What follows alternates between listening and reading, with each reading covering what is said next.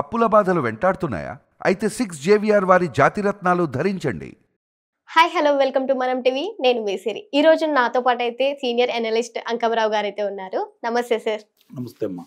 Sir, YCP పార్టీలో జగన్మోహన్ రెడ్డి గారి ప్రాబల్యం తగ్గి భారతీ రెడ్డి గారి ప్రాబల్యం పెరుగుతుందనే చర్చ నడుస్తుంది. సో దీంట్లో ఎంత నిజం ఉందంటారు? ఇక్కడ జగన్మోహన్ రెడ్డి, భారతీ రెడ్డి ఇద్దరు వేరువేరని భావించాల్సిన ఆవశ్యకత అయితే లేదు. జగన్మోహన్ రెడ్డి గారు సతీమణిగా, భారతీ రెడ్డి గారి గురించి ప్రజలందరికీ తెలుసు, ప్రత్యేకంగా మనం చెప్పుకోవాల్సిన అవసరం అయితే లేదు. కాకపోతే ఏంటంటే అధికారంలో వచ్చిన కాడి నుంచి వైఎస్ ఫ్యామిలీ, అంటే వైఎస్ అంటే రాజశేఖర రెడ్డి, రాజశేఖర రెడ్డి ఫ్యామిలీకి సంబంధించినటువంటి సభ్యులందరూ ఒక్కొక్కరు పార్టీలోంచి వైదొలిగి వెళ్ళిపోతూ ఉన్నారు. ముఖ్యంగా వాళ్ళ బాబాయి వివేకానంద రెడ్డి గారి హత్య జరగటం, ఆ కుటుంబానికి ఆ హత్యకి సంబంధించి అవినాష్ రెడ్డి సంబంధం ఉందని చెప్పని వివేకానంద రెడ్డి గారి కుమార్తె చెప్పటం, ఆధారాలు కూడా కనపడటం, దానికి షర్మిల గారు కూడా వంతపాడటం, దీంతో షర్మిల గారు, సునీత గారు, వాళ్ళ కుటుంబ సభ్యులు వైఎస్ జగన్మోహన్ రెడ్డికి దూరంగా జరిగారు. తర్వాత అలాగే తల్లిగారు కూడా, తల్లిగారిని ఆమెకి గౌరవాధ్యక్షుల పదవి నుంచి ఒక అవమానకరమైన రీతిలో పంపించడం కూడా జరిగింది.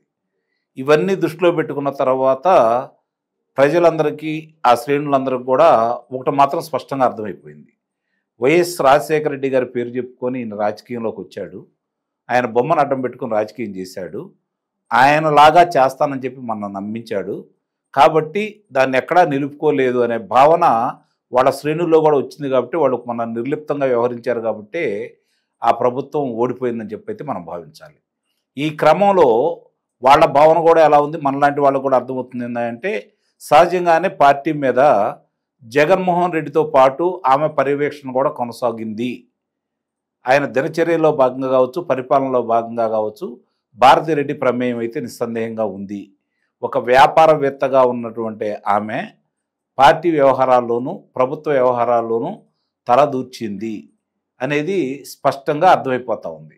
అలాగే అనేక కుంభకోణాల్లో ఆమె పేరు కూడా బయటికి రావడంతో పాటు సాక్షి దినపత్రికని అది వన్ సైడ్గా, అంటే మరీ ఘోరాతి ఘోరంగా అబద్ధాలను మాత్రమే ప్రచారం చేసే విధంగా ఉంటూ, ఒక ముఖ్యమంత్రి స్థాయి వ్యక్తుల చేతుల్లో ఒక పత్రిక ఉన్నప్పుడు దాన్ని ఎలా నడపాలనే విషయాన్ని కూడా పక్కన పడేసి వ్యాపార దృష్టితో మాత్రమే భవిష్యత్తులో ప్రభుత్వాలు మారితే ఇవన్నీ కూడా సాక్ష్యాధారాలు కనపడతాయి అన్న విషయాన్ని కూడా మర్చిపోయి మనమే ప్రభుత్వంలో ఉంటామన్న ధీమాతోటి వాళ్ళు వ్యవహరించారో, ఆ వ్యవహరించిన తీరులో సింహభాగం ముఖ్యంగా చూసుకుంటే సజ్జల రామకృష్ణారెడ్డి కావచ్చు, లేదంటే బాలాజీ గోవిందప్ప లాంటి వ్యక్తుల్ని, విజయసాయిరెడ్డి లాంటి వ్యక్తుల్ని పక్క పంపించేసి వీళ్ళందరినీ ముఖ్య భూమిక పోషించే విధంగా చేసిన దాంట్లో భారతిరెడ్డి ప్రమేయం ఉంది అనే భావన మాత్రం ప్రజల్లో ఉంది. అందుకు వాళ్ళ శ్రేణుల్లో కూడా ఉంది. అందుకనే ఈరోజు భారతిరెడ్డి గారి ప్రమేయం పార్టీలో ఉంది అనే భావన వచ్చిందనేది మాత్రం వాస్తవం. సో జగన్మోహన్ రెడ్డి గారు పార్టీ పైన కంట్రోల్ తప్పుతున్నారు అని అయితే అనుకోవచ్చా సార్ మనం? సిమిలర్గా దానికి సంబంధించిందే ఇది కూడా. ఎందుకంటే ఇక్కడ జగన్మోహన్ రెడ్డి మీద ఉన్న భ్రమలు తొలిగాయి అనేది మాత్రం వాస్తవం. పార్టీ శ్రేణుల్లో కావచ్చు, రాష్ట్ర ప్రజల్లో కావచ్చు.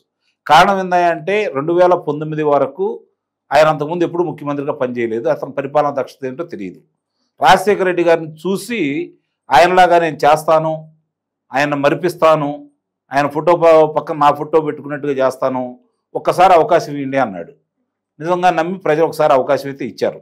అది చంద్రబాబు నాయుడు గారి పరిపాలన నచ్చక కాదు, శాసనసభ్యులు చేసిన తప్పుల వల్ల, అలాగే వీడు చెప్పినటువంటి ప్రతి అబద్ధాన్ని కూడా వాళ్ళు సమర్థవంతంగా తిప్పికొట్టలేకపోవటం వల్ల, మేము ఇది చేసామని చెప్పని ప్రజలకు చెప్పుకోకపోవటం వల్ల నిస్సందేహంగా కూడా జగన్మోహన్ రెడ్డికి ఒక అవకాశం చూద్దాం. రెండోది ఏంటంటే అతనికి బాగా కలిసి వచ్చిన అంశం ఏంటంటే ఆనాటి యువతను అతను కనెక్ట్ అయ్యాడు.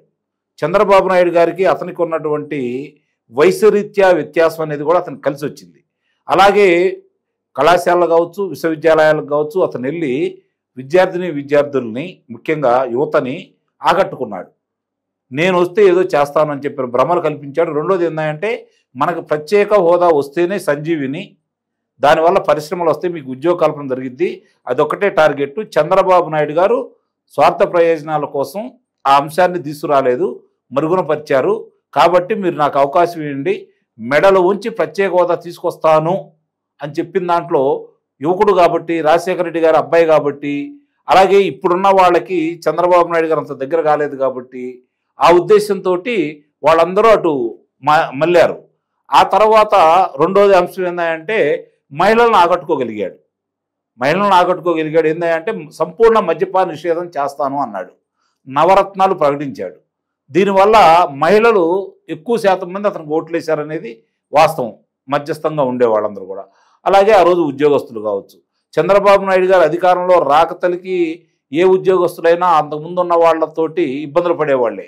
కానీ చంద్రబాబు నాయుడు గారు అధికారంలో రాంగంలోనే పని చేయించుకుంటాడు కాబట్టి 5 సంవత్సరాల్లో వాళ్ళు వ్యతిరేకత పెంచుకుంటూ ఉంటారు.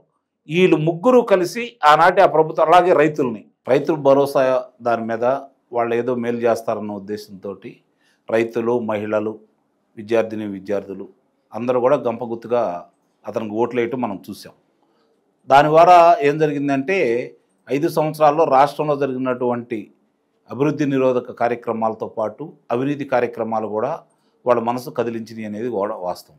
కాబట్టి సాంప్రదాయంగా రాజశేఖర రెడ్డి అలాగే కాంగ్రెస్ పార్టీ వచ్చిన వాదుల్లో కొంత తటస్థంగా ఉండే వాళ్ళకి ఆత్మ పరిశోధన చేసుకోవడం మొదలుపెట్టారు. వాళ్ళు అంతరాత్మను ఒకసారి నిద్ర లేపుకుంటూ ఉన్నారు. ఇతను మనం సమర్థించడం న్యాయమా?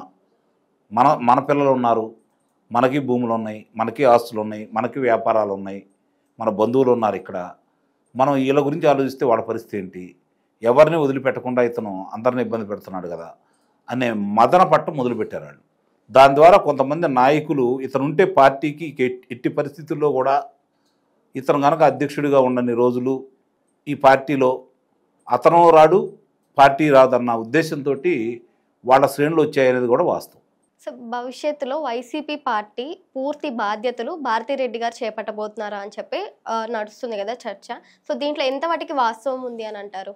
వాస్తవం ఉంది అంటే ఇప్పుడు ఆమె ప్రమేయం లేదనైతే మనం చెప్పలేము. సింహభాగం ఆమె ప్రమేయం అయితే ఉంది. కాకపోతే ఏంటంటే ఇప్పుడు ఎవరైతే ఇందాక నేను చెప్పినట్లు వాస్తవంగా ఈ పార్టీ పుట్టిందే తెలుగుదేశం పార్టీకి వ్యతిరేకంగా, కాంగ్రెస్ పార్టీకి వ్యతిరేకంగా. కాంగ్రెస్ పార్టీ వాదులు, రాజశేఖర రెడ్డి గారి అభిమానులు అనుకున్న వాళ్ళందరూ ఆ పార్టీలో చేరటం కూడా మొదలుపెట్టారు. నాయకులు కూడా వాళ్లే ఉన్నారు. కానీ అతనికి వచ్చిన అవకాశాన్ని సద్వినియోగం చేసుకోలేకపోయాడు. 151 స్థానాలు ఇచ్చినప్పుడు అతను పోటీ చేయించిన అభ్యర్థులు ఎవరైనా కూడా చూసుకోవాలా. జగన్మోహన్ రెడ్డి అనే వ్యక్తి రాజశేఖర రెడ్డి కొడుకుగా చూశారు, అధికారం కట్టబెట్టారు. కానీ ఆయనతో పాటు వాళ్ళు కూడా ఇప్పుడు కంచె చేను వేసిన విధంగా ప్రజలు నమ్మించి ఏదైతే ఓట్లు వేశారో వాళ్ళు చేసిన అరాచకాలు, అలాగే వాళ్ళు చేసినటువంటి దోపిడీలు కావచ్చు, దౌర్జన్యాలు కావచ్చు, ఆక్రమణలు కావచ్చు, ఇవన్నీ కూడా చూసిన తర్వాత ప్రజలు ఒక రకమైనటువంటి జగన్మోహన్ రెడ్డికి వ్యతిరేక భావంతో ఈరోజు వాళ్ళ శ్రేణులు కూడా ఉన్నారనేది కూడా వాస్తవం. ఈ క్రమంలో భారతిరెడ్డి గారు వస్తున్నారా, భారతిరెడ్డి గారికి పగ్గాలు అప్పచెప్పబోతున్నారా, భారతిరెడ్డి గారు బాధ్యతలు తీసుకోబోతున్నారంటే ఆ మాట కూడా వినపడుతున్న మాట వాస్తవమే. కానీ భారతిరెడ్డి గారిని జగన్మోహన్ రెడ్డికి చాలా వ్యత్యాసం అయితే ఉంది. రాజశేఖర రెడ్డి కొడుకుగా చూశారు జగన్మోహన్ రెడ్డిని. ఇప్పుడు జగన్మోహన్ రెడ్డి పరిపాలనలో భారతిరెడ్డి గారిని కూడా చూశారు వాళ్ళు. కాబట్టి జగన్మోహన్ రెడ్డి మీద ఎంత వ్యతిరేకత ఉందో భారతిరెడ్డి గారి మీద అంతకంటే వ్యతిరేకత ఉన్నమాట కూడా వాస్తవం.